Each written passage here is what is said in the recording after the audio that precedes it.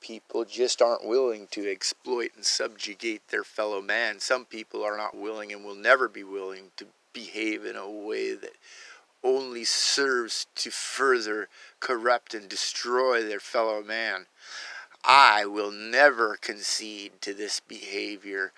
And when I do my self-examination, I will not take responsibility for the consequences that were bestowed upon me by this ideology of the divine right of kings and the idea that somehow some types of people have good blood and good breeding or good genes and therefore deserve to rule over some other fellow man, some other brother, some other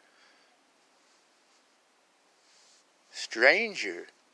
And in their own books that they bang around and purport to be the ultimate truth, that even says that you should be hospitable to the stranger and the alien, and yet you see the behavior. White trash, hillbilly, backwoods motherfuckers, whatever you people want to call it. These are people who refused, or some of time refused, to go along with the status quo. People who are either unwilling or unable to get in your line.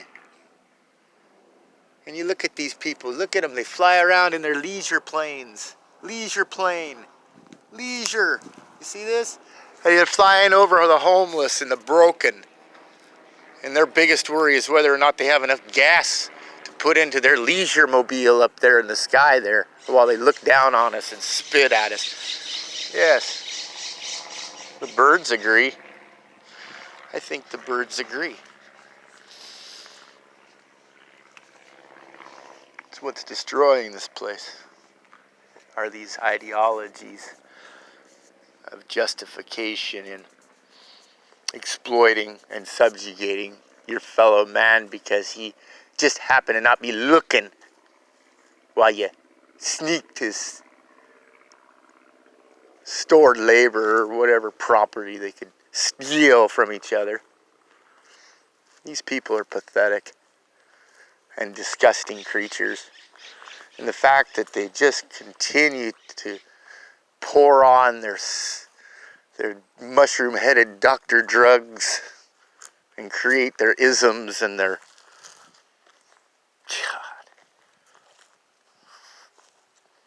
man-made madness. People are just fine without the bad behavior. They need to go back to natural law and take a look at what they've abandoned. They may have been arbitrarily decided guidelines for how we should treat each other, but they're no less solidified than any of the science or any of the other theories or theorems or whatever other thing that these modern man hinges on. It's just inconvenient to their myopic march forward to observe the idea that man is created equally. We may not be the same,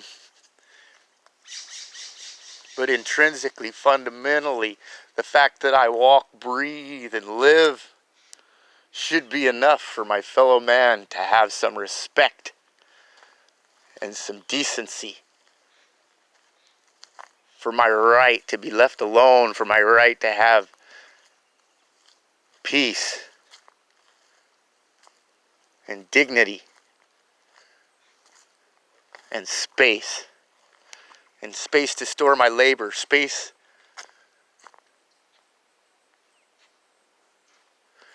but yet we just keep getting crammed tighter and tighter into these shoehorn cities. And that's what they like. That's what they'll accept. That's what they'll tolerate and not even know they're tolerating it. They tell themselves they like it, they're not afraid. Like a boy whistling in the dark. And then go watch football and jerk off some more. These people are being entertained to death by their masters.